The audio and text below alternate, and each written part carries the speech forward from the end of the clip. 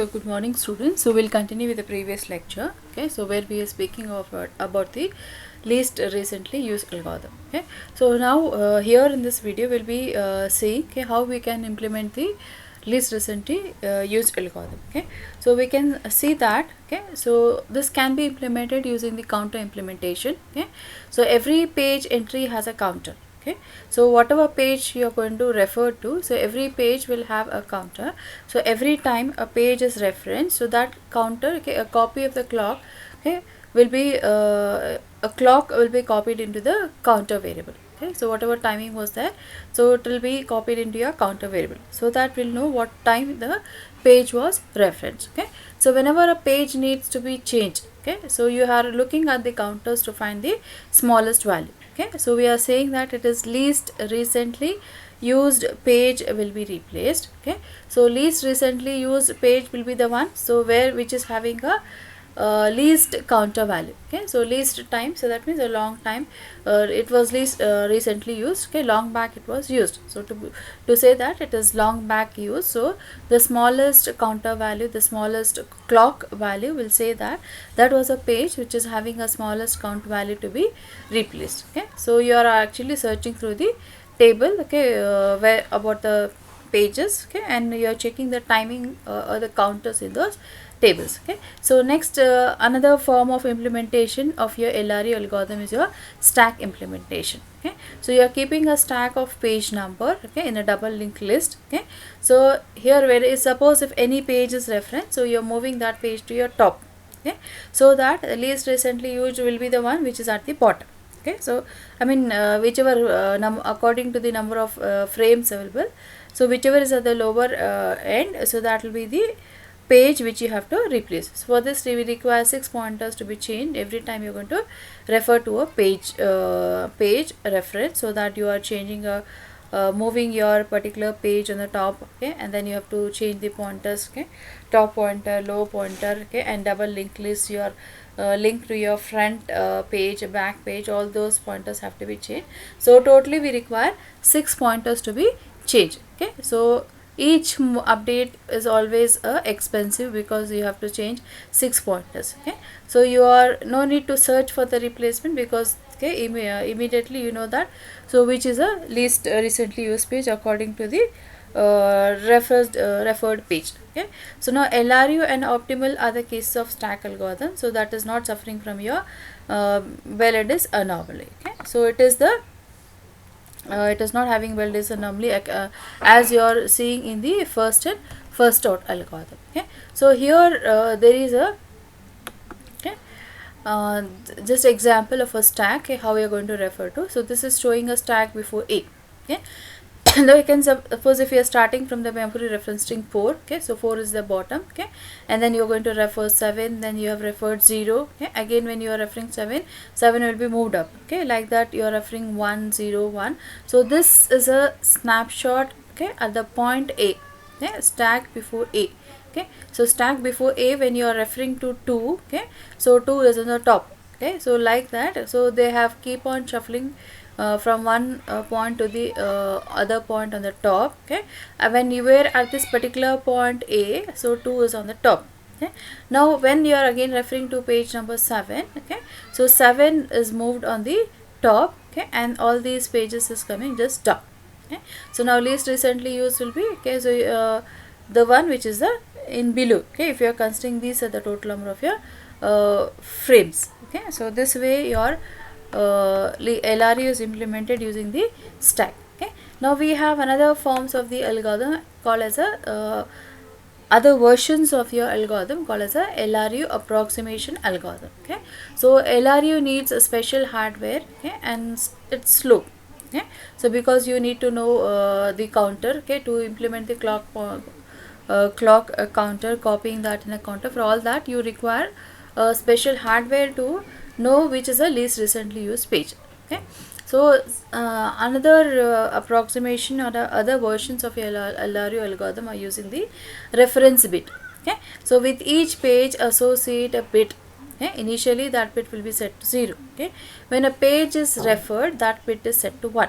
Okay, so replace okay, whenever there is a chance to replace a page, so see to that, okay, the page bit is 0. You replace any with the reference bit is equal to 0. Okay, so if it is existing, okay, so if it is referred, if bit is set to 1, so it indicates that, so it indicates that, okay, your again the page may be referred. Okay, so next is the second chance algorithm. Okay, so that is generally called as a FIFO algorithm plus hardware provided reference bit. Okay, so we are using a clock replacement algorithm here. Okay, so if page is to be replaced, okay, reference bit is equal to 0, replace it. If you are having a reference bit is equal to 1, then, okay, we are not going to replace that, we are changing the reference bit, okay, to 0, so leave page in memory. Next time you replace next page, okay, so, subject to the same rule. Okay, so this is like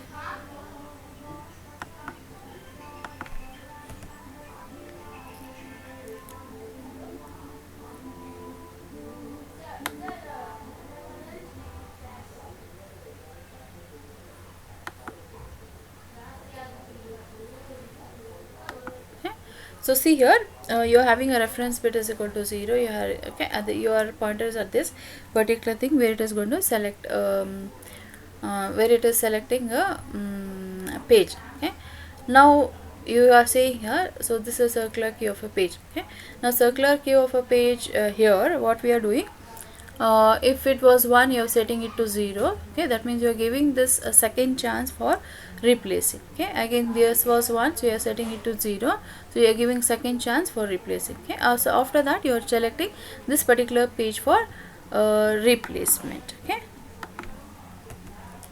so enhance second chance algorithm. Okay, so this is a improvement of one more version of that. Okay, so improve algorithm by using reference bit and modify bit. Okay, so take ordered paired. Okay, so reference and modify bit. Okay, so you are taking 0 and 0, so the page was referred, okay, not referred, neither recently used nor modified. Okay, so reference bit means if it is recently used, the bit would have been changed to 1. Okay, if it is not recently used, the bit is 0. Okay, so 0, this modified bit 0 indicates that it was not modified. Okay, so when you are having 2 bits, so 0 and 0, neither recently used not modified, so this is the best page to replace. Okay, so next is you are going to have 0 comma 1, so not recently used, okay, not recently used but modified.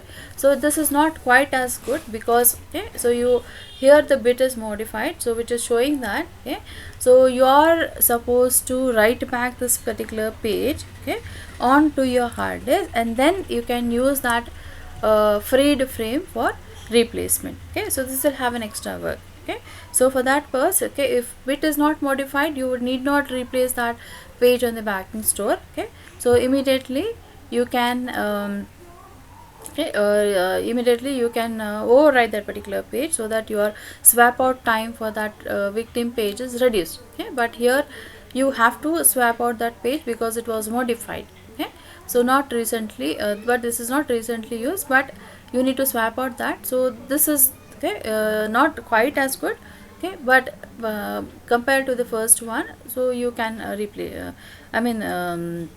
not quite good, so this is the best one to replace. So this is, if there is no other go, then you have to replace it, but the thing is you have to swap out the thing. Okay, next you are having 1 comma 0, so recently used but clean. Okay, so this was recently used but clean.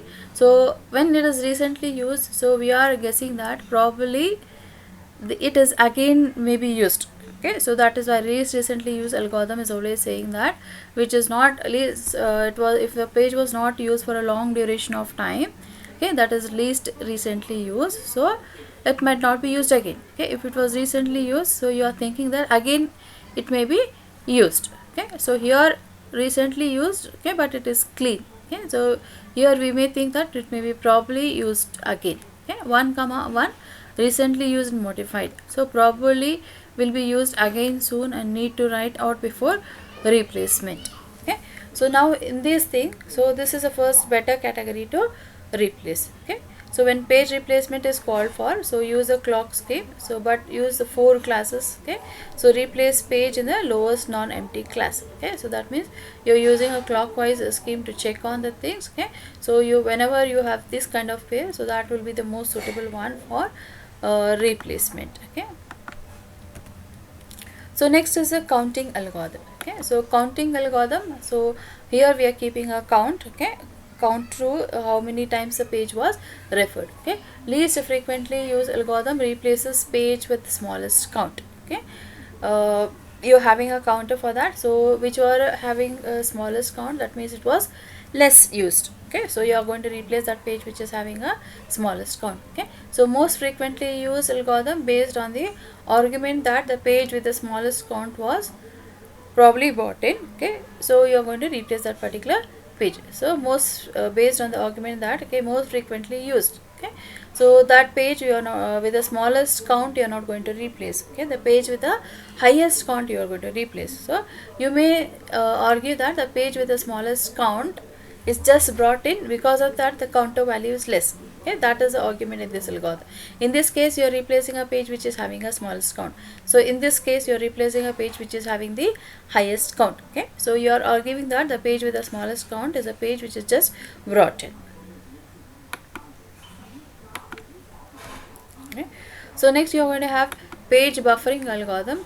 So keep a pool of free frames always. Okay, so then frame available when needed. Okay, so it is not you are going to search for a free frame at the page fault time. Okay, so this is an advantage, that means you are buffering the frames. Okay, now whenever you have to replace a page, so read page, okay, into free frame. Okay, whatever page is required, page fault has occurred, whatever page is required, first you read that into a free frame. Okay, and then that means you are keeping a spare of free frames. Okay, now the rest of the frames are given for the processes. Okay, now first you are getting the page into the free frame, and after that you are selecting the victim. Okay, and then victim will be written back to the free frame list, not on the backing store immediately. Okay, so then immediately you start off a process. So when convenient time is there, so you are replacing, you are moving the victim page. Okay, if it was modified from the memory to the hard disk. Okay, so now possibly you are keeping a list of your modified pages, so whenever you are doing a backing process, so that time you are going to write the modified pages on the backing store. Okay, so this is another form of a buffering concept. Okay, so you are keeping free frame contents intact and note, okay, whatever is there in them. Okay, so this is all utilized for, okay, so that you reduce time for reading and writing from the hard disk. Okay, so applications of your free frame. Okay, so all of these algorithms have operating system guessing about the future page access. Okay, so some of applications have better knowledge like database and all, so there, okay, you may be using a memory optimal algorithms and all that. Okay, so memory intensive applications can cause double buffering. Okay, so like this you're going to use the buffering concept in using the page replacement algorithm. Okay, so next concept is a allocation of your frames. Okay, so each process needs a minimum number of frames. Okay, now how do we allocate frames to the process, how much a process is requesting. Okay, so you may be having several processes in memory. Okay, how the distribution of frames will be given to each process. Okay, so like example in IBM 360, it takes, like, it has SS move instruction. For this this 6 page, it requires 6 pages to handle one instruction. Okay, so instruction is 6 bytes, but it will span 2 pages. Okay, so 2 pages to handle from and 2 pages to handle to. Okay, so minimum is required. Okay, for this one particular instruction it requires 6. Maximum, it may be the total frames in the system. Okay, so we have, like, in the question is how do we allocate the frames to the process. So whenever you are going to have multiple processes, okay, in execution, so each is requesting some set of frames, how the allocation to each frames to the process will be done. Okay, so there are 2 schemes here. So we have fixed allocation and priority allocation. So you may have many variations in this. Okay, so fixed allocation says that, okay, so if you are going to have 100 frames, okay, so in that you are allocating, okay, some of the frames for your operating system. Okay, there are 100 frames. After allocating for the OS, okay, there are 100 frames left and 5 processes are there. Okay, now what we do, fixed allocation say that equal frames for all the process. So you divide 100 by 5, so you get 20.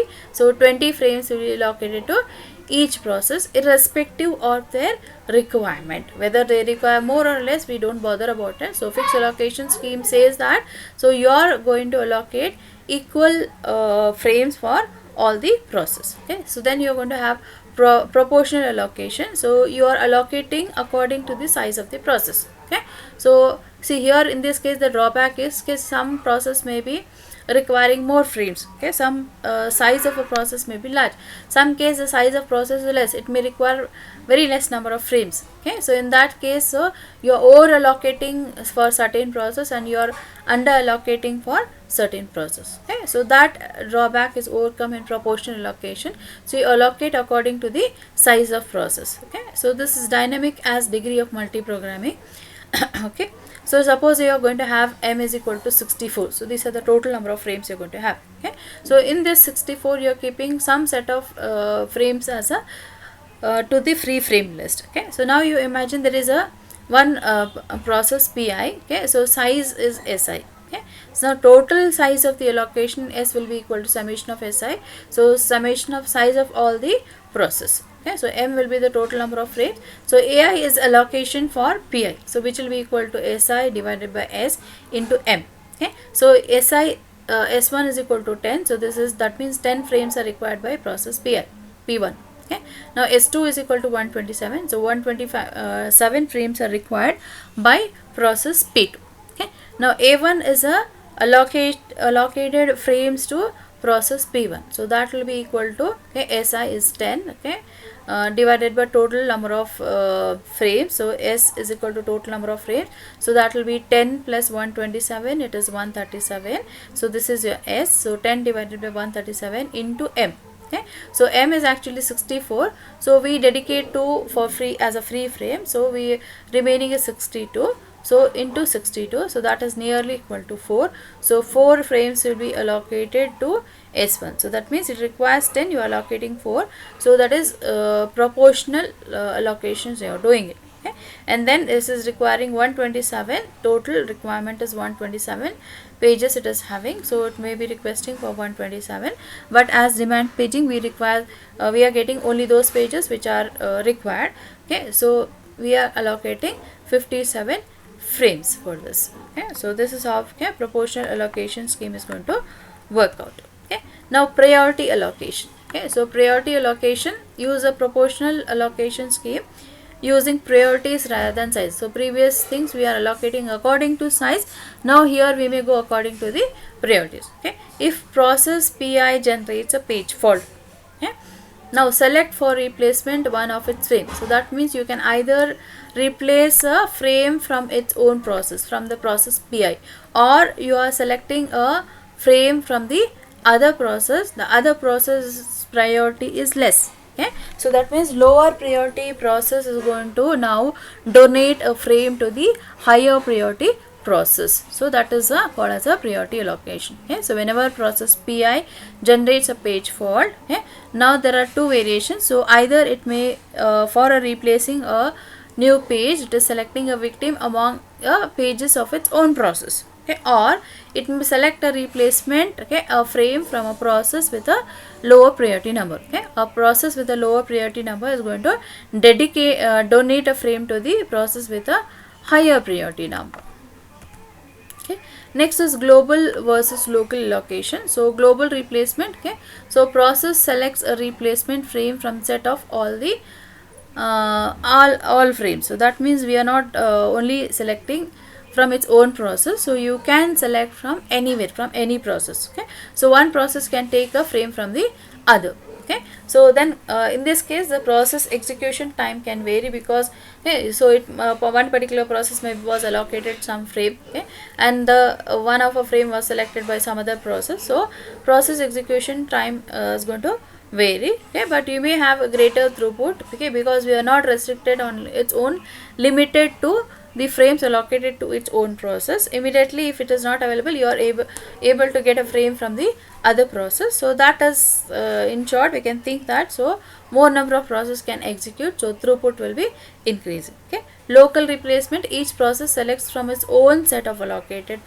frames. Okay. So but it is more consistent, okay, when you are thinking of the per process performance. Okay. So but possibly underutilized memory. Okay. So some frames may be not being utilized by the other process, so that will not be touched. Okay. So we are restricting that the process has to replace a frame from its own thing. Okay. So where we may have the under allocation of the underutilization of the memory. Okay. So next is non-uniform memory access. Okay. So far we have seen that, okay, all the memory access will be equal by all the process. Okay. So but certain systems as having NUMA kind of architecture, so speed of access is going to vary according to the location of your memory. Okay. So that means you are going to have multiple processors. Okay. So multiple process, each may be having the memory there. Okay. So now in each may have its own memory. Okay. And instead of having single memory controller like in the normal system, you may have multiple memory controllers. Okay. So access for a particular page now keeps on varying depending on the distance of your processor from the memory, locality of a memory to the processor. So this is called as a NUMA architecture. Okay. So like you may be having system boards containing CPU and memory, so interconnected via the system bus. Okay. So how long the system bus is, how it is connected, okay, how close it is, depending on this the performance will vary. Okay. So optimal performance comes from allocating memory close to the CPU on which the thread is scheduled. Okay. So if it is closer, then you are going to have the better performance. Okay. Next concept, important concept called as a thrashing. Okay. So now suppose thrashing is a concept like operating system spends more time in doing the swapping and swapping out rather than execution. So that means more paging activities seen. Okay. Paging out and paging in. Okay. So because of page fault, so more page fault activities are seen rather than executing. So this scenario we are calling it as a thrashing. If a process does not have enough pages, the page fault rate is very high. Okay. So if you are not allocating enough pages, so it is very high. Okay. Now page fault, first you have a page fault to get a page. Okay.